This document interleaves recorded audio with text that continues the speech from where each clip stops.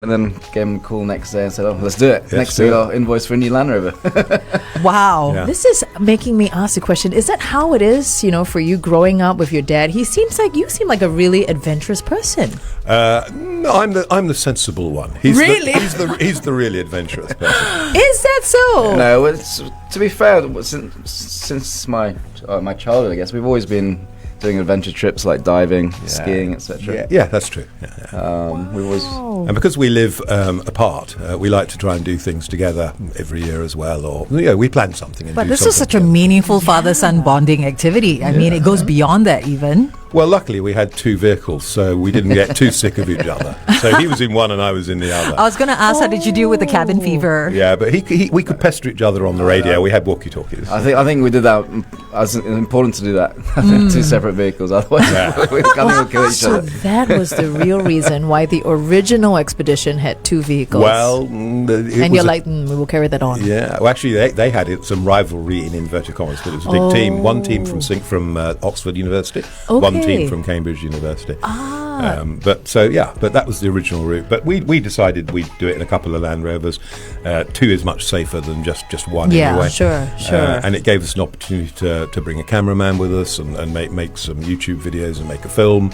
And also gave us the platform to raise money for charities, both en route and in Singapore. I did want to ask about that. Who else was part of your team? So you got your personal chef. Yeah, security, exactly. My valet.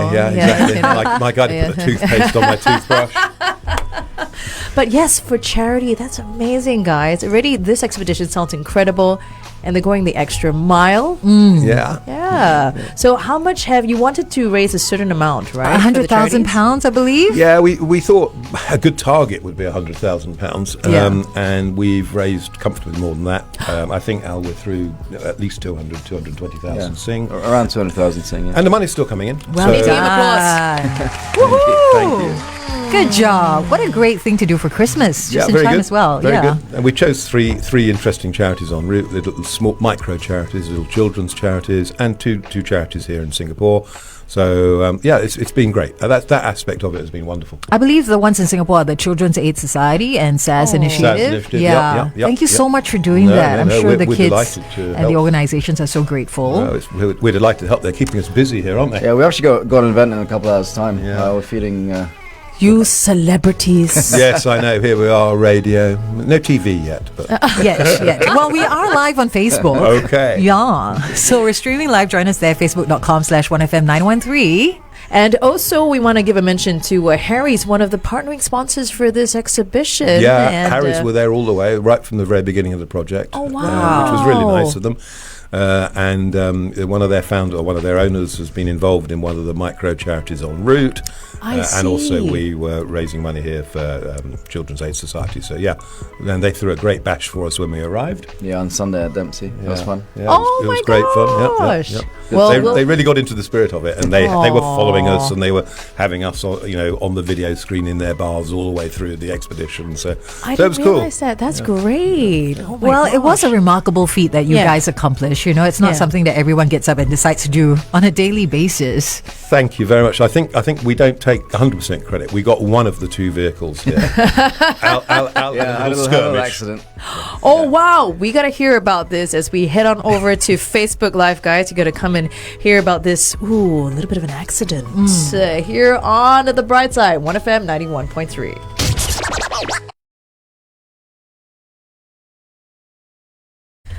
Okay, we need the details. The confession starts now. What happened? Go for it, Al.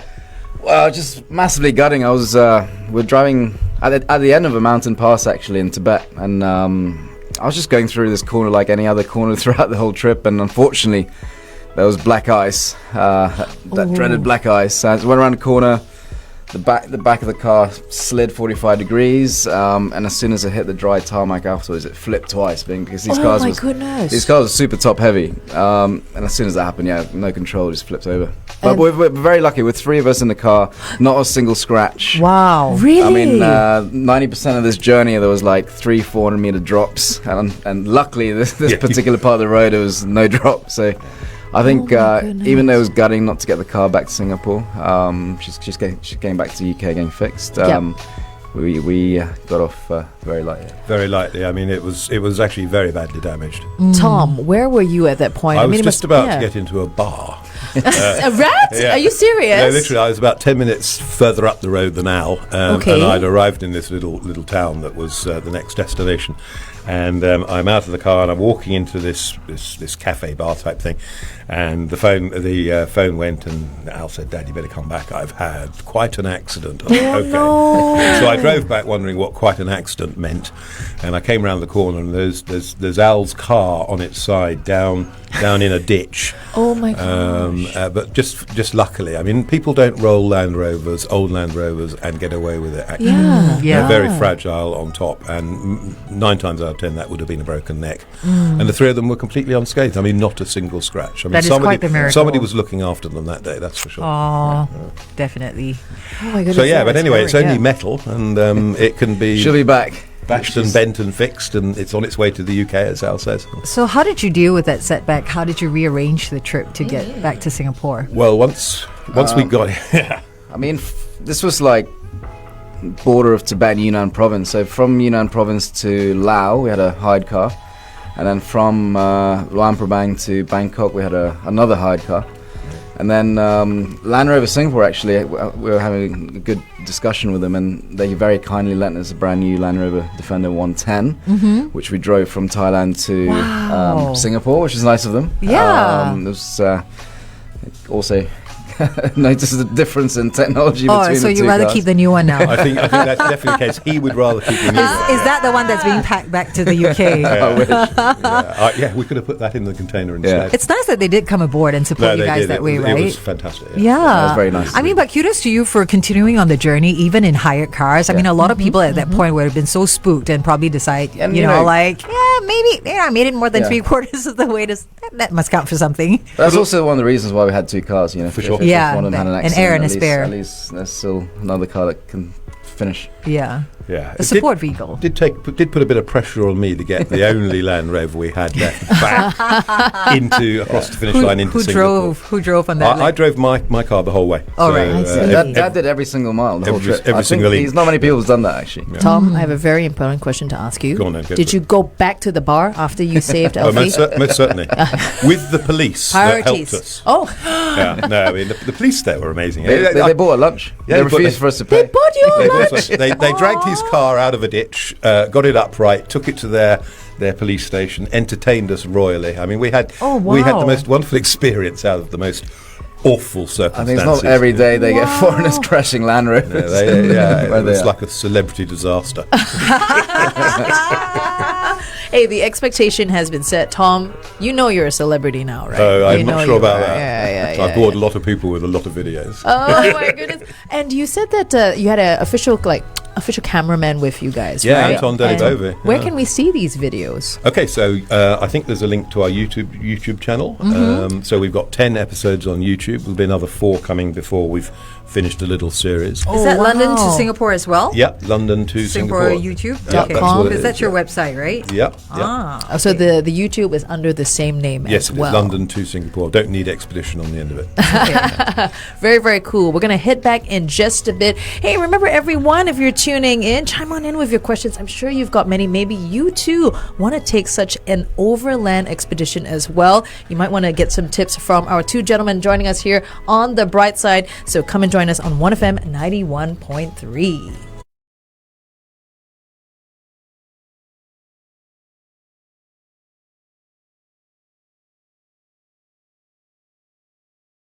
Shalimar, a night to remember here on 1FM 91.3. Oh boy, our guests for today, Tom and Alfie Waring, definitely have several nights to remember after driving all the way from London to Singapore, all in the name of charity. So welcome back, you guys. Thank you so much for doing such great work. You put your life at risk as well in doing so.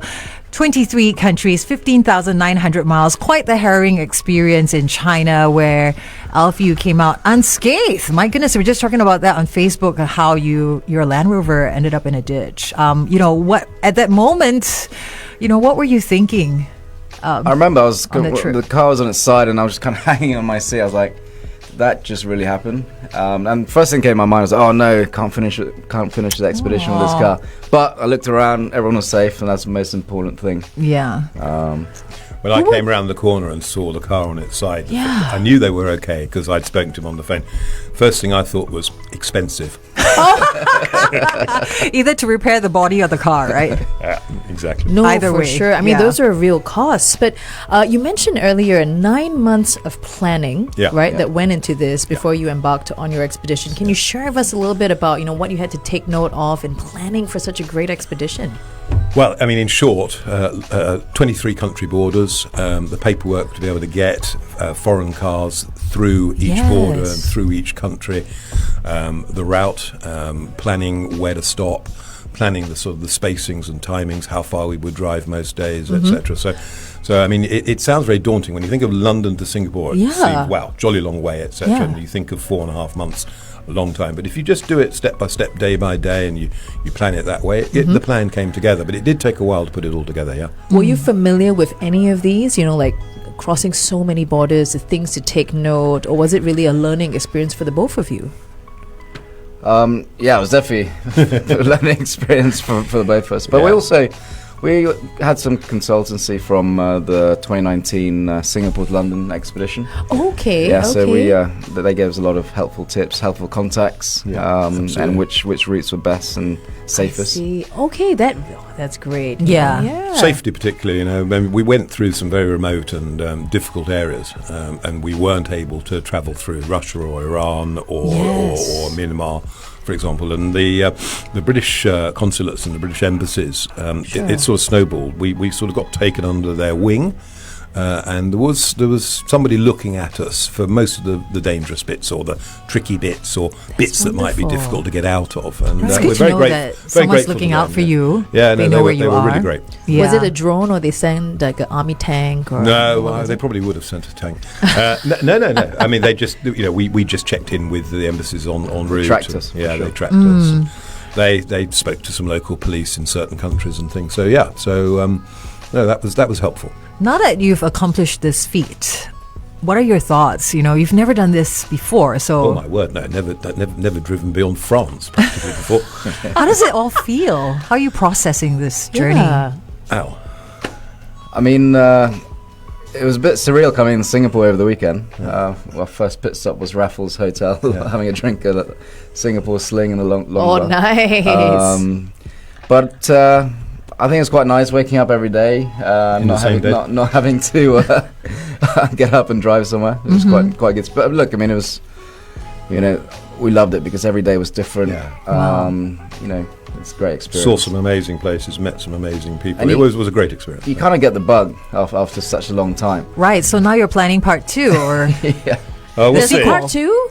Maybe. Oh, yes, you have to drive back to London, right? No, you have to drive back to London. No, right? we're not driving. I'm very much not driving. So Al's car's going back to the UK now as we speak. It's in a container from Shanghai to London, and that'll be rebuilt. That'll take 3-4 months probably. It was really badly smashed up. I mean, yes, basically it was quite a big impact. So mine will go back in a container just after Christmas. Okay. And then we'll regroup. We'll get them rebuilt and serviced, and then we're thinking about what to do next. Can I ask? Do your cars have names? Yeah. Okay. Mine was called Imelda. Yeah. Imelda. What is the story behind the name? Well, it followed my car. I named my car Ferdy. That's cute. Short for Ferdinand. Okay. Everyone thinks that it's because of Ferdinand Marcos. Actually, it's Ferdinand Magellan. Okay. Who was the explorer that did the first full circumnavigation of the Earth. Wow, very meaningful. Then, of course, everybody said, "Oh, it's going to be Ferdinand Marcos," which we're talking about. So naturally, we named Al's car Imelda. Because he thought the same thing as well. Everyone thought. And is that why you guys are heading to the Philippines after this? Yeah. My family. You were invited by the president. He's like, "Thanks for naming your car." Actually, I didn't, but never mind. Well, I want to hear some of these stories. You said you met some incredible people. Saw some really incredible things. So hey, everyone, our Brightsiders, come and join us on our Facebook Live and come and hear about these incredible stories from these two amazing guys. Come believe you guys did that. Oh, wild. Good morning, everyone on Facebook. Thank you so much for joining us. We've got Tom and Alfie Waring in the studio, and Sheikh Daniel, who was just chiming in earlier for Hot Topic. He actually wants to know, how much does it cost for such an adventure from London to Singapore? Yeah, good question. Good question. I knew that was about the only question we were going to get today. Look, the honest answer is we haven't added it up. Okay. We have a budget. We had a budget which was a reasonable chunk of change, but probably less than some people would think to bring 2 cars all the way around the world. Okay. But we haven't added it up yet. But it's quite a lot of money. It's not the sort of thing that you do without a lot of preparation. Sure. And you know, we had the determination to basically fund it ourselves. But all of the donors that we brought in, I mean, if you look at our cars, maybe on Facebook or whatever, they've got great liveries with a lot of people, a lot of companies who've donated to our charities. So we used the cars really and the project as a platform to raise money for charity. And every single cent went to the charities. Every single None cent. of it was used for maintenance or repairs, etc. No, right? that- Which is what I appreciate about what you've done. Yeah, we funded the whole trip ourselves. And to answer your question, you know, ballpark, you have to say a number, $60,000 per vehicle. Yeah, Per vehicle. Okay. Yeah. And this was how many months on the road? 4.5. 4.5. What a steal. Yeah. Actually, if you think about it that way, yeah. Right? Yeah, All yeah. the distance that you've covered. So you mentioned that, you know, this was such an incredible expedition. Every day you're waking up, incredible sights in front of you. You've got some really great stories to share with us. Well, I don't know how long have you guys got. Yeah, I mean, we're here until 10. I mentioned earlier, we obviously Alfred's accident was one of the ones that springs to mind immediately, and I think my experience that take out from that after the event was just how the police there responded to us, and they were so hospitable. I mean, they were giving us boxes of apples. They bought us lunch. They had us in their officers' mess for basically a whole day. The chief of police from that region got out a local Tibetan instrument and started playing. Oh my gosh! So if you want to name one slightly bizarre but totally incredible cultural interaction that was unique actually. So that was one. We met a lot of, I'm sure Al's got hundreds too, but we met a lot of nomadic farmers in Kyrgyzstan, some in Kazakhstan too, when we were up in the remote areas there, and they were so excited to see us. Oh wow! Despite the language barrier, it was wonderful. It was really good. And in fact, I would say that the highlight is meeting the people everywhere we went. I mean, people were just amazing. It does lift your faith in humanity, and it was really good. And then when people found out we're doing it for charity, I mean, God. Yeah, I mean, I think we didn't have any aggression at all throughout this whole trip. Everyone was so welcoming, smiling. That's great. Just very interested in what we're doing, and just not every day they see guys just driving through all on the way to Singapore. So there was no moment you felt unsafe? No, absolutely not. Never, not once. It was bizarre. But other little things that spring to mind. We were in a filling station in Uzbekistan, and this guy in a really beaten up old car drove around and stared at us a couple of times, and then parked his car, opened the back of his boot, and grabbed 4 enormous loaves of bread, ran over and presented them to us, and insisted that we take his bread. Just wonderful. So sweet. That is so sweet. Yeah. I mean, just you realize the generosity and kindness of strangers, right, on trips like very these. much so. Yeah. Very much so, Can you break down what your itinerary was like? So how many days would you drive and then stop, take a break? How many hours? Yeah. I think every week would have like 2 days break from driving, which is really important. I think, from London to Istanbul, we really did that in a week. So that was like really full on. Yeah, we were behind schedule. We were behind schedule from the very start because I had my car. Too many pub stops? I wish. It's been 2 hours. Let's take a break. My car had a bit of an engine problem in the first 25 kilometers of the trip. No. So we had to change the engine. Had to be Imelda. Yeah, well, she's The ladies. She wanted her shoes, But I mean, the schedule was basically depending on where we were, and it was mostly predicated by how good the roads were, or were there any roads. Oh. So some days, when the roads were really good, we'd do 400, 500, 600 kilometres. Some days when there weren't very good roads, or the roads were unpaved, we might do 200 or 180, that type of thing. Okay. So it was conditions dependent, really. I mean, the longest drives we probably did was 14 hours. Yeah. But we only did 3 or 4 of those. Yeah. Okay. But on average, it'll be around 6 hours for the Yes, drive. that's exactly right. And what did you do to keep yourself perky and awake? Very good. We had to have very good playlists. How many hours did you have on your... Hundreds of hours of Because play. after a while, it starts to repeat, right? Your Yeah, Spotify yeah. playlist, and then you're like, here we go again for the He was very fifth time. organised with his playlist. In Ferdy, I didn't really have one. So I was very bored of about 4 albums after about 3 weeks. It goes really quick, yeah. does, yeah. It was But like, we had walkie-talkies, so we were always like in comms. And to be honest, the scenery was amazing. It's just, Tell us more about that. We're going to head back on air on 1FM 91.3 and join us on the Brightside. Shania Twain, that don't impress me much here on 1FM 91.3. Oh, but lady, have you met Tom and Alfie Waring? They will impress you. They've just accomplished an amazing feat driving from London to Singapore in 2 Land Rovers, all in the name of charity. Tom and Alfie, thank you so much for the wonderful work that you've done, the funds that you've raised for the kids in the charities. And every single cent went towards the charities, none for your repair or, promotion or anything like that. So well done, you guys. Just a fair, you were telling us about your adventures, across 23 countries, 15,900 miles, and just the kindness of strangers that you encountered as well. And one of the things that also struck you, Alfie, on the trip was the scenery. Yeah, we obviously saw some spectacular scenery. I think the best parts were definitely Kyrgyzstan, Tibet, Nepal. Paint us a picture. Well, obviously having the Himalayas in the backdrop was just unbelievable. We actually drove to Everest Base Camp, Tibet side, which you can actually drive to.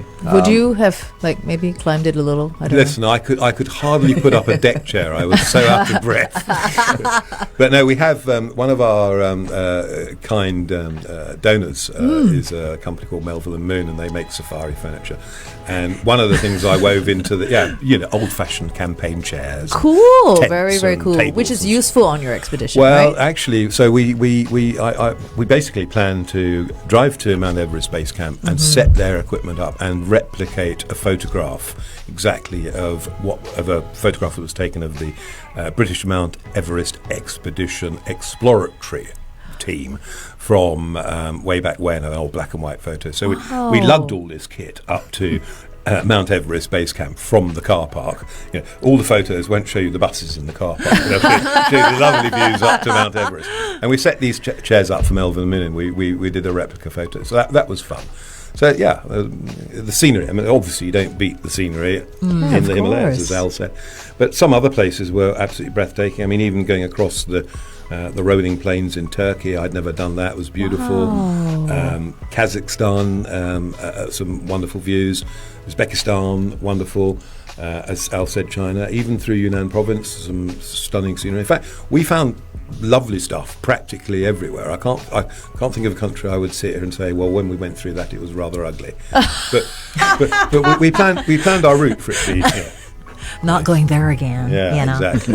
I've got one or two of those. But Where? Share? No, that would be very unfair. He'll be banned from the tourism. I will be. No, and I had a bit of health issues going on, so that probably wobbly tummy and whatnot. So that probably meant that one or two places didn't quite make my favourite list.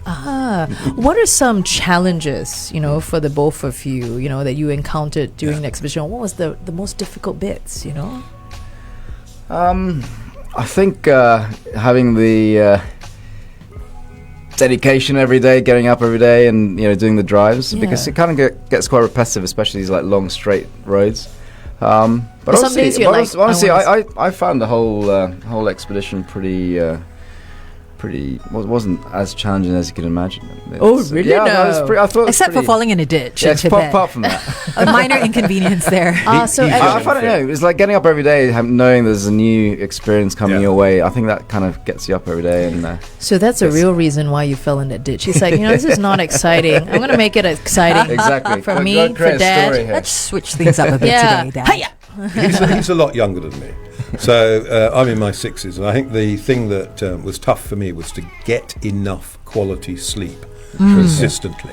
You know, it's like when you travel and you're in a hotel room every different bed every night. Yes, yes. Well, if you multiply that by 126 days, and we weren't always in hotels, we were in guest houses or homestays or whatever it was, getting enough rest and being fresh to start the next day for me was tough, and I ended up with a sort of cumulative Sleep sleep deficit. Okay. Which there was one period of 3 days in, I can't remember where it was, Tbilisi, where I was ill because of that. And it took me a bit of time to catch up. But so definitely stamina-wise for me, that was tough. Actually. Yeah, because I think without sleep and proper sleep, it really affects you. And I can't imagine like getting behind the wheel and if Yeah, you're that tired, what if concentration. just 1 second of nodding off? I mean, that can be dangerous, right? Yeah, and they're very physical to drive too. I mean, they're not comfortable modern vehicles. I mean, the inside of a Defender 110 is tiny.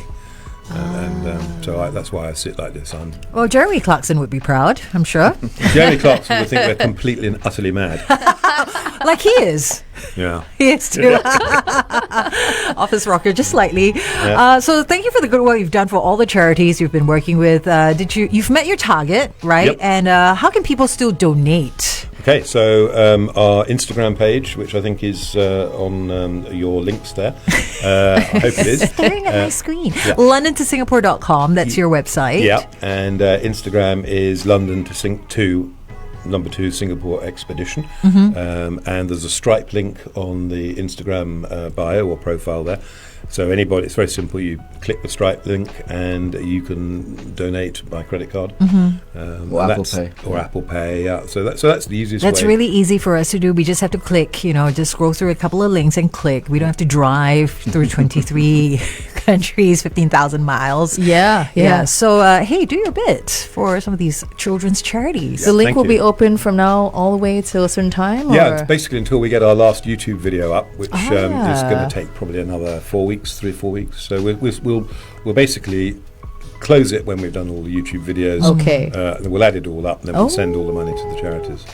Yeah. Really Nice. bless you guys. Thank I mean, you. what you did was incredible already, and for you to make it all about charity, thank you so much. Thank you. Yeah. So we want to thank you once again for joining us here Yep. on the Brightside. We must go and check out those videos. And again, your YouTube channel Yep, is we do, yeah. London #2 Singapore. That's it. Yeah. Hopefully Netflix comes a calling, Let's see. with the You never know. documentary. We are making a film. wow. So the YouTube, that's why we brought Anton with us as well, just to give us a chance to have enough content. So the YouTube videos are they're like a snapshot of the various countries we went through and some of the trials and tribulations. And then we're gonna collate all the film footage that we've got, and we'll put probably about a 55-minute film together, and that'll go be entered to the Adventure Travel Film Festival in the UK next year. What Awesome. happens if like some broadcast channel comes to you and says, your story is incredible, but can you do it again so that we can shoot it ourselves? Would you be like, no? If they paid us what they paid Ozzy Osbourne for the Osbournes, yeah, we'd be all over that. We wouldn't do it in the same direction because that would be boring, but we would do something very, very similar, but maybe in a different direction. Alrighty. I wish you all the best, especially for your future adventures as Thank well. We're definitely going to keep Thank an you. eye on that and see where you end up next, where you're heading to next. Guys, enjoy your last few days in Singapore before you head off to the Philippines, and Merry Christmas as well. Merry Merry Christmas. Christmas to you and to all of your listeners. Thank you. Thank you. Good times, greatest hits.